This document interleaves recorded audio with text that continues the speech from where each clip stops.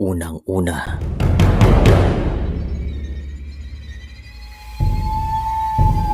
ang ilan sa mga Pilipino ay mahilig sa mga kwentong kababalagan at mayroon akong ikukwento.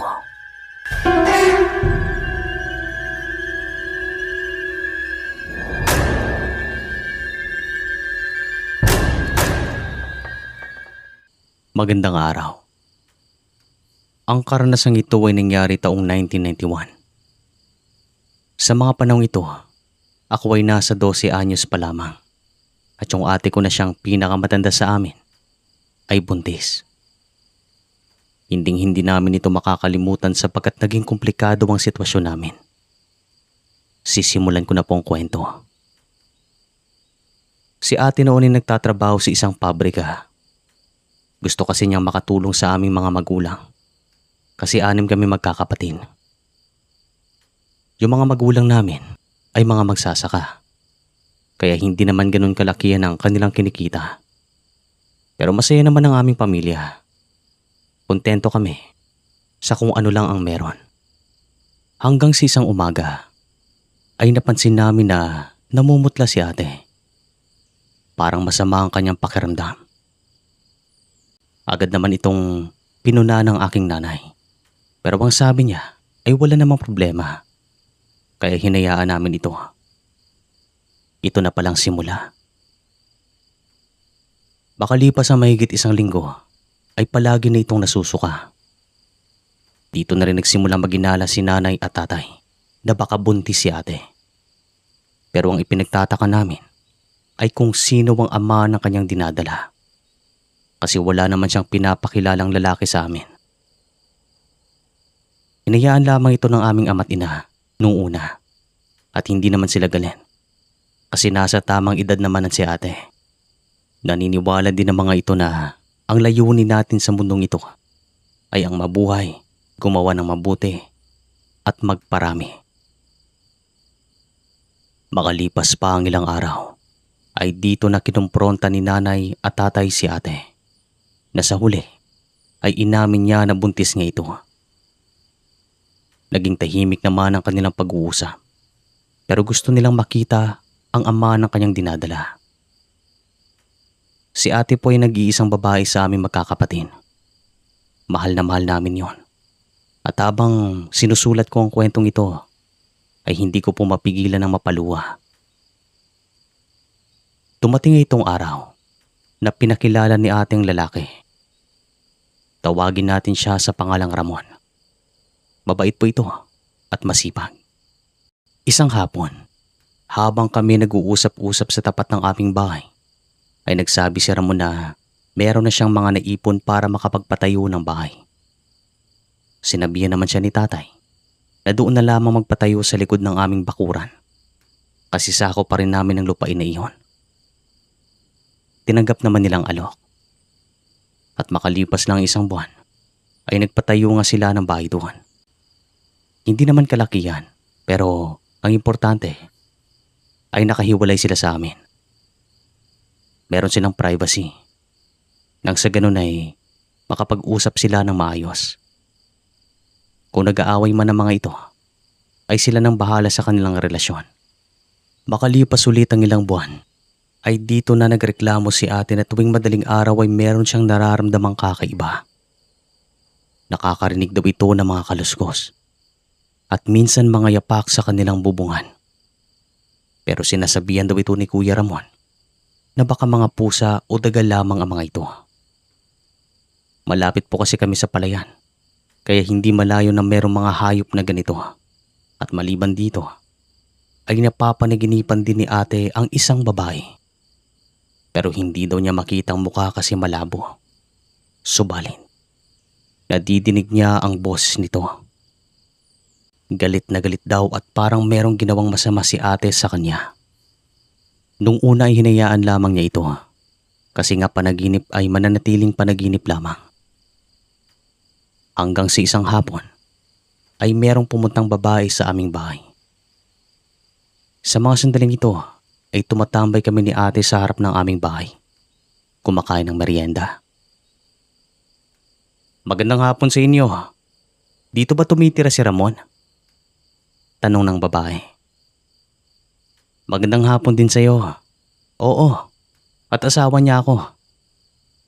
Sagot naman ni ate sa kanya. Nandyan ba siya? Kaibigan niya ako. Meron lang akong sasabihin sa kanya. Lilipat na kasi ako ng tirahan kaya gusto ko siyang makita. Sabi ng babae. Ganun ba? Pumasok ka muna dito. Maya-maya lang ay nandito na rin yon. Sagot naman ni ate.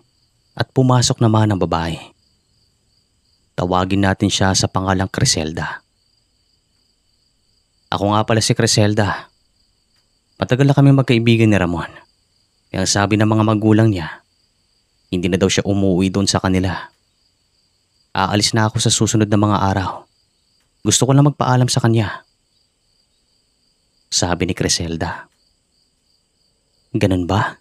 Sige, hintayin lang natin. Sagot naman ni ate. Malaki na yung tiyan mo. Ilang buwan na lang ay lalabas na yung anak mo. Ay oo nga. Sana maging normal ang lahat.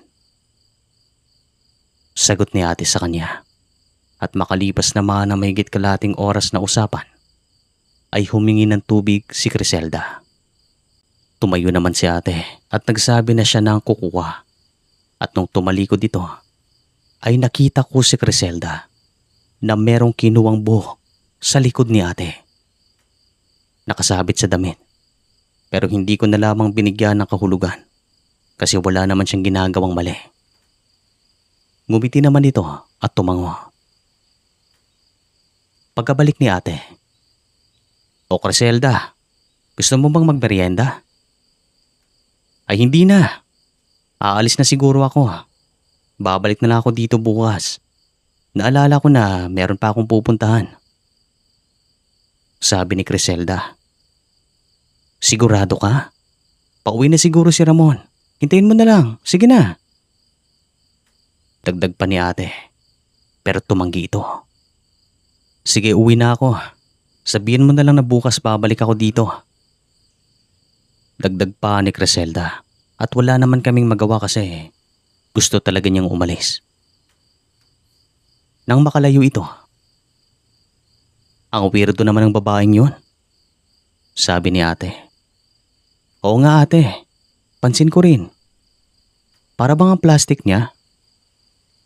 Sagot ko naman. Tumawa na lamang si ate. At sa pagdating naman ni Kuya Ramon, ay agad naming sinabi na pumunta nga doon si Criselda. At ayon sa kanya, ay kilala din naman niya ito at kaibigan. Pero nagtataka lang siya kung paano nalaman ng babae ang bahay namin. Yun lang. Bandang 9:00 ng gabi ay nagising kaming lahat sa sigaw ni ate. Narinig namin na parang nahihirapan ito, yung tipong manganganak na siya. Kaya agad naman kaming tumungo sa kanilang bahay. At nang makarating kami doon ay pinagbuksan naman kami ni Kuya Ramon. Anong nangyayari sa kanya? Tanong ni tatay. Hindi ko nga alam tay. Bigla na lang siyang umiyak at masakit daw ang kanyang tiyan. Sagot naman ni Kuya Ramon. Nang tignan namin si ate ay makikita sa kanyang mukha na hirap ito. Parang hinahalukay daw ang kanyang mga lamang loob. At maliban dito ay nangangati daw ang kanyang ulo na ayon sa kanya ay parang maraming insekto na palakad-lakad sa kanyang mga buhok. Ganun daw ang pakiramdam. Hindi naman namin alam ang aming gagawin kasi kakaiba itong nararamdaman ni ate. Hanggang sa napagpasya na lamang naming lahat na dalhin na ito sa bahay paggamutan. Pero gaya sa ibang kwento dito, pagkarating namin sa bahay paggamutan ay naging maayos naman ang kanyang pakiramdam. Labis naman ang aming pagtataka kung ano yung nangyayari kay ate kasi parang biglaan. Si Kuya Ramon naman ay palaging napapatulala at tila ba meron siyang iniisip na ibang bagay. Sa bahay paggamutan na lamang kami nagpalipas ng gabi at kinaumagahan sa pagdating namin sa aming bahay ay agad naman kaming sinalubong ng aming kapitbahay. Nagtanong siya kung ano yung nangyari kay ate. Kaya naman sinabi namin. Maliban dito, ay meron daw siyang nadidinig na kakaiba sa loob ng aming bakuran. Parang isang aso daw na umaangil. Pero alam naman daw nila na wala kaming anumang alagang hayop. Kaya labis din ang kanilang pagtataka. Wala naman kaming maisagot kasi hindi rin namin alam tungkol dito. Habang lumilipas sa mga araw, ay palala ng palala ang nangyayari kay ate. Palagi daw itong nangangati. Hindi rin siya nakakatulog ng maayos tuwing gabi.